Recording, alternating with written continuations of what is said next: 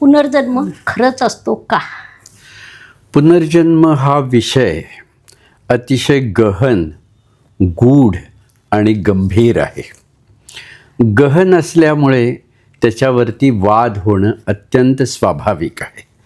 जसं देव आहे का नाही हा प्रश्न जेवढा गूढ आहे तेवढाच पुनर्जन्म आहे की नाही हाही विषय अत्यंत गूढ आहे आणि माझ्या मते विज्ञानाच्या पलीकडे असणारा हा विषय आहे.